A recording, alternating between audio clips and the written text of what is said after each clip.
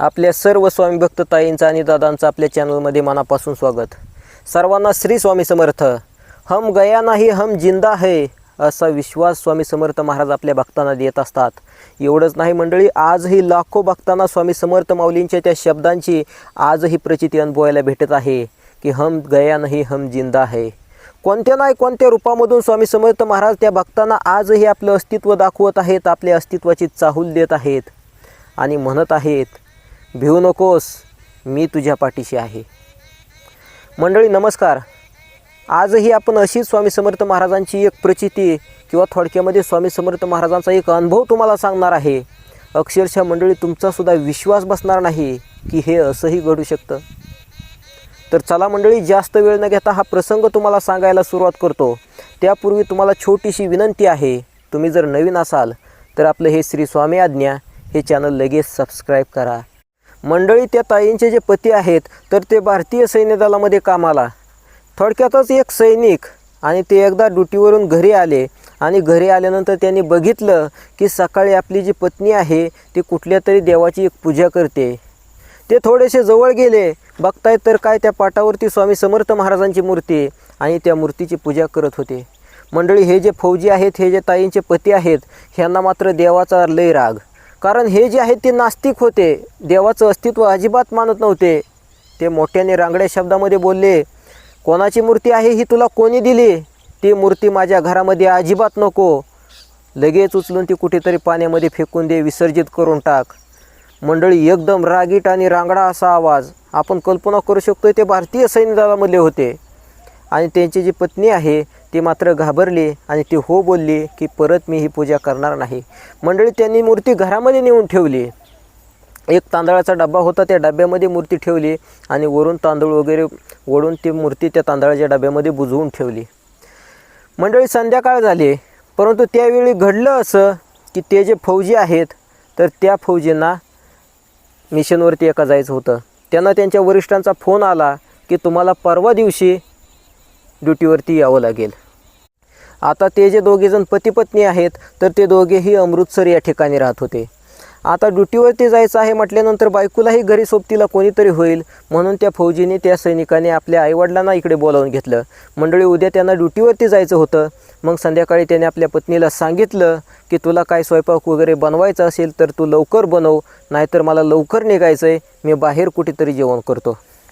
मंडळी, झालं सायंकाळ झाली आणि ते त्या ठिकाणी घरामध्ये आपल्या झोपी गेले, परंतु झोपी गेलेले असताना त्या तांदळाच्या डब्यामधून काहीतरी खळबळल्याचा आवाज आला। त्या ज्या ताई आहेत त्यांना वाटलं काय उंदीर वगैरे आहे का, म्हणून त्यांनी सहज बघितलं आणि कानाडोळा केला आणि परत झोपी गेल्या। परंतु मंडळी, 5 मिनिटानंतर परत एकदा आवाज आला। नेमकं काय आहे त्या डब्यामध्ये ते बघायला ते गेल्या आणि बघताय तर काय, त्यांनी स्वतःच्या हाताने त्या तांदळाच्या डब्यामध्ये पुरून ठेवलेली ती स्वामी समर्थ महाराजांची मूर्ती आपोआप वर आलेली होती, त्या तांदळाच्या डब्यामध्ये वरती आलेली होती। बघा मंडळी, त्यांनी परत उकारलं आणि परत ती मूर्ती त्या तांदळामध्ये पुरून ठेवली। आता मात्र त्यांना वाटलं की खरंच स्वामी समर्थ महाराजांवरती मी एवढी श्रद्धा ठेवली, भक्ती, विश्वास ठेवला आणि बाकीच्यांसोबत जसा स्वामी समर्थ महाराजांचा साक्षात्कार घडतोय तशाच पद्धतीचा फार मोठा चमत्कार माझ्याही सोबत घडला। आणि हे बघताना मंडळी त्यांच्या डोळ्यामध्ये अक्षरशः अश्रू त्यावेळी आलेले होते। त्याने तांदळाचा डबा परत झाकला आणि परत झोपी गेल्या। मंडळी, त्या नवऱ्याने बघितलं की आपली बायको काहीतरी करते, त्या तांदळाच्या डब्यामध्ये सारखीच जाते। मंडळी, त्या ताई झोपी गेल्या आणि परत मात्र पुन्हा एकदा त्या तांदळाच्या डब्यामध्ये काहीतरी वाजल्याचा आवाज झाला आणि हा आवाज मात्र त्या फौजीने स्वतःच्या कानाने स्वतः ऐकला। बघा मंडळी, त्या ताई उठल्या, ते फौजी तिला बोलले की बघ जरा त्या डब्यामध्ये काय आहे, काय वाजतंय। मंडळी, त्या ताई गेल्या। आता हे जे फौजी आहेत हे सुद्धा स्वतः त्या डब्यामध्ये डोकावून बघत होते। त्या ताईने डबा उघडला आणि अक्षरशः मंडळी मागाशिकच अगदी 5-10 मिनिटापूर्वी त्या तांदळामध्ये पुरून ठेवलेली मूर्ती परत एकदा वरती आलेली होती। आता मात्र मंडळी, ते जे फौजी आहेत, ते सैनिक आहेत, त्यांना वेगळंच असं झळाळतं तेज त्या मूर्तीच्या भोवती त्या अंधारामध्ये जाणवलं। वेगळीच काहीतरी अलौकिक शक्ती असल्यासारखं त्यांच्या दृष्टीस पडलं। मंडळी, त्यांना सुद्धा वाटलं की फार मोठा काहीतरी स्वामी समर्थ महाराजांचा अलौकिक असा चमत्कार झालेला आहे, कारण अगोदर त्यांनी एकदा बघितलेलं होतं की त्या पत्नीनं त्या तांदळाच्या डब्यामध्ये मूर्ती झाकून ठेवलेली आहे, परंतु परत एकदा मूर्ती कशी काय त्या तांदळामधून बाहेर आली।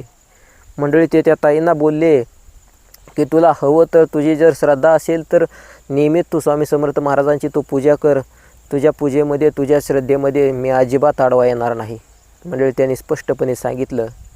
खरोखरच त्यांचासुद्धा विश्वास बसला की स्वामी समर्थ महाराजांचा काहीतरी दिव्य आणि अलौकिक असा अनुभव आपल्या पत्नीला आलेला आहे. मंडळी आता ते झोपी गेले आणि दिवस उगवला आणि आत्ता मात्र त्या ज्या ताई आहेत तर त्यांच्या मनामध्ये वेगळंच असं काहीतरी वाटत होतं. थोडक्यामध्ये त्यांना अशुभ वाटत होतं. त्यांना वाटत होतं की आपल्या नवऱ्याला सांगावं की तुम्ही आता मिशनवरती जाऊ नका, परंतु त्यांना सांगायचं तरी कसं. त्यांना म्हणजे असं अशुभ काहीतरी मनामधून वाटत होतं, परंतु त्यांना बोलू शकले नाहीत. कारण ते जे पती होते त्यांचे तर ते अजिबात ऐकणार नव्हते. कारण प्रत्येक सैनिकाचं देशप्रेम असं असतं की समोर पुढे सीमेवरती जाऊन जरी मारायची वेळ आली, जरी शहीद व्हायची वेळ आली तरी हसत हसत या देशासाठी ते वीरमरण पत्करायला तयार असतात. मंडळी हे फौजी तसेच होते. दिवस उगवला, ते ड्युटीवरती निघून गेले आणि 8 दिवसानंतर परत येणार आहे असं त्यांनी सांगितलं. मंडळी 8 दिवस निघून गेले, परत 9 दिवस 10 दिवस असे आणखीन 3-4 दिवस निघून गेले, 12 दिवस झाले, परंतु ते फौजी काय परत घरी आलेच नाहीत. मंडळी इकडं मात्र यांना काळजी लागली. ह्या ताई ज्या आहेत तर त्या सीमेवरती तिकडे त्यांना फोन पण करू शकत नव्हत्या, परंतु मंडळी 12 दिवसानंतर तब्बल त्यांना फोन आला आणि तो फोन थेट एका हॉस्पिटलमधून आलेला होता आणि त्यांना समजलं की फौजींना हॉस्पिटलमध्ये ॲडमिट केलं आहे. मंडळी नेमकं झालं तरी काय, यांच्या सगळ्यांच्या पायाखालची जमीन सरकली. त्या ज्या ताई आहेत त्या ताई, त्यांचे सासू सासरे ते थेट त्या हॉस्पिटलकडे जायला निघाले. ते काही वेळानंतर त्या हॉस्पिटलमध्ये जाऊन पोचलेसुद्धा आणि बघतायत तर काय मंडळी, या ताई घाईघाईने अक्षरशः उरामध्ये त्यांच्या काळजामध्ये धडधड करत होतं की आपल्या पत्नीला नेमकं झालं आहे काय. त्यांनी बेडवरती बघितलं तर ते फौजी त्या बेडवरती होते, सलाईन वगैरे लावलेली होती आणि त्या बेडवरती असणाऱ्या फौजीच्या मुखामधून काहीतरी पुटपुटल्याचा आवाज येत होता. ते एवढेच बोलत होते, श्री स्वामी समर्थ, श्री स्वामी समर्थ, श्री स्वामी समर्थ. बघा मंडळी, देव न मानणारा तो भारतीय सैन्य दलामधला एक जवान आता मात्र बेडवरती स्वामी समर्थ महाराजांचं नाव घेत होता. आता त्या ताई वगैरे त्यांचे आईवडील त्या ठिकाणी गेले. मंडळी त्यांना जेव्हा सत्य समजलं तेव्हा मात्र सगळ्यांच्या पायाखालची जमीन सरकली. बघा मंडळी, ते जे फौजी आहेत तर ते सीमेवरती असताना अतिरेक्याने काहीतरी हल्ला केला आणि त्या फौजींसोबत त्यांची 12 लोकांची त्यांची टीम होती, परंतु त्याच्यामधले 11 हे सैन्य दलामधले जवान मरण पावले आणि हे मात्र एकटेच फौजी त्या हल्ल्यामधून वाचले. बघा मंडळी, त्या दिवशी रात्री त्यांच्या स्वप्नामध्ये साक्षात स्वामी समर्थ महाराज गेलेले होते आणि त्या फौजींना स्वामी समर्थ महाराज म्हणत होते की अरे आता तर खरी गरज आहे आमची तुला, आता तर आमची खरी गरज आहे तुला, भिवू नकोस, मी तुझ्या पाठीशी आहे. असा आशीर्वाद स्वामी समर्थ माऊलींनी त्या रात्री त्यांच्या स्वप्नामध्ये जाऊन दिला. आणि अक्षरशः मंडळी दुसऱ्या दिवशी हे सगळं काही घडल्यानंतर त्यामधून मात्र त्या फौजींना, त्या सैनिकांना प्रचिती आली की खरोखरच स्वामी समर्थ महाराज माझ्या पाठीशी होते म्हणून मी वाचलो. बघा मंडळी, हा अक्षरशः काळजाचा थरकाप उडवून टाकणारा प्रसंग त्यांच्यासोबत घडला.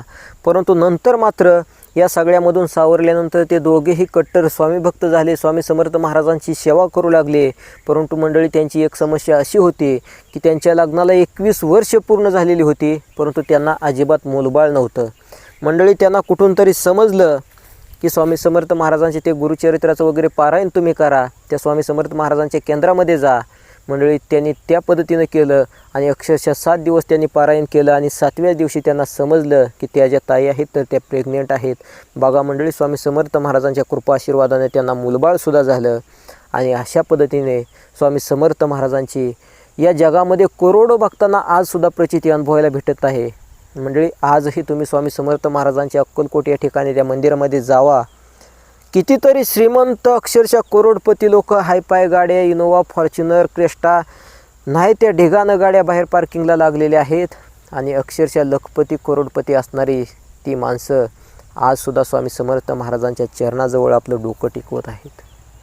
तर धन्यवाद मंडळी. हा प्रसंग तुम्हाला कसा वाटला नक्कीच मला सांगा, कमेंटमध्ये लिहा. श्री स्वामी समर्थ. आणि चॅनलवर नवीन असाल तर आपलं श्री स्वामी आज्ञा हे चॅनल सबस्क्राईब करा. नेहमीच आपण स्वामी समर्थ माऊलींचे अनुभव घेऊन या चॅनलमध्ये तुमच्या भेटीला येत राहू.